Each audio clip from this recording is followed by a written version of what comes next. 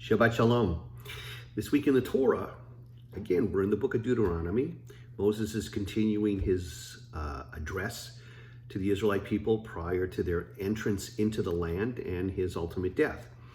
And in this week's portion, Rabbi, which literally means see, Moses tells the people, you see, God sets before you blessing and curse. So the portion opens with an understanding that God is telling the people that once they enter the land, they will be blessed if they choose to follow the commandments. And if they don't, they'll derive curses. They'll be deprived of benefits and blessings. The portion goes on to review some of the laws of kashrut, what animals they can eat, again, giving this sense that once they enter the land, they are supposed to be pure in what they eat.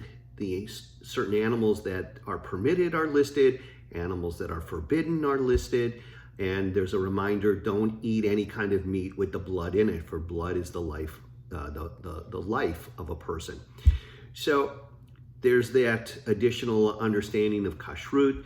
There's the directions to go to the place that God will command them, i.e. Jerusalem, where God will establish his house, the temple, and to worship God and bring the sacrifices there. So throughout their wanderings in the desert, the people were able to bring their sacrifices to the Mishkan, the tabernacle, the portable temple, and they could offer their sacrifices on a daily basis because it was convenient, it was right there. But now when they enter the land, God will make known this place, will choose the place for his house, namely Jerusalem, and the people will have to make pilgrimage to Jerusalem to provide the tithes and their offerings to God in God's house. So that's also shared with us. There's additional information in this week's portion about how people are reminded to share their harvests with the poor, that even though God will provide blessing for the Israelites in this land, there will always be needy, there will always be poor, and it's obligatory for the Israelites to remember the Levite, to remember the stranger, and to provide for those in need. Well, for me, the big idea in this portion is the very first one that's covered in the portion. When Moses reminds the people, follow God's commandments when you enter the land, and you will be blessed. Things will be good for you. And likewise, if you choose not to follow the commandments, we are completely told how that will be devastating for us, that we will derive curses, the land will not produce, enemies can overrun us. So make good choices. So I want to talk about with you choices. Clearly, this Torah portion helps us understand that God gives us the ability to choose. I'll use a play on words. In Judaism, we are pro-choice. We like the ability to choose between right and wrong. Obviously, I don't mean this in terms of the pro-choice movement in our world today, where a woman can choose her health options. I'm talking in very general terms that God chooses us as his special treasured people. We are God's chosen people. And we have the ability to make choices in our lives between good and bad, between right and wrong. It's different than the animal kingdom. They don't choose out of weighing their decisions. For animals, you have a pet dog, he does something, you say, good dog. It's not that the dog is good, but you've trained the animal, you've trained your dog to respond and to overcome its instinct and to do what you want the dog to do. If you want the dog to sit, you teach the dog to sit and you give the dog a reward. So you're really helping to direct the dog's instinct. But for human beings, we choose. We make moral choices. We choose good, we choose evil. And if you will, that's why evil exists in the world, because people have this choice to do good or not to do good. Rabbi Harold Kushner, who wrote When Bad Things Happen to Good People, shares how the distinguishing characteristic of human beings, setting us apart from other animals, is our ability to choose the values by which we live.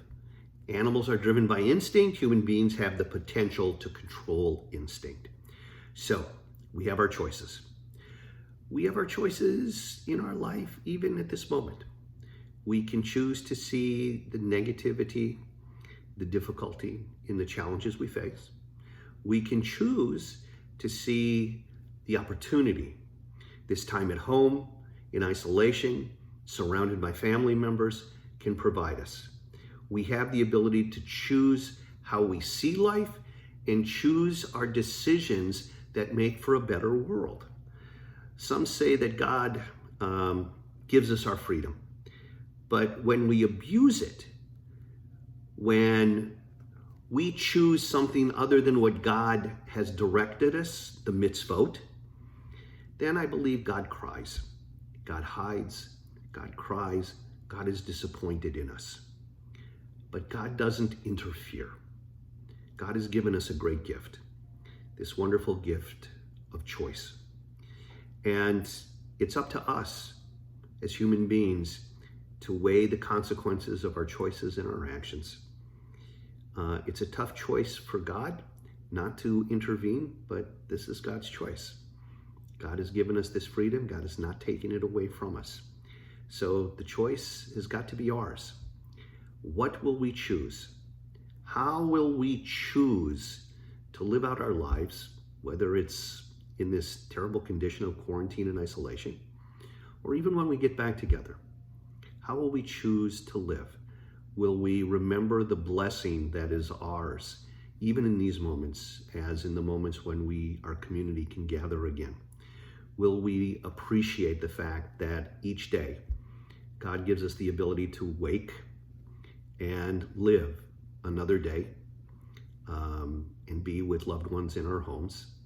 God gives us the choice whether or not we want to reach out to those who are in isolation and try to comfort them and help them understand that we are still here, regardless if we cannot be together. So the choice is ours. Remember that you are given this heady task, the ability to choose. I pray all of us choose wisely. I pray that all of us choose the good. And as we do, let God shower us with blessings. And may we make the choice to help shower others with blessings as well. Shabbat Shalom.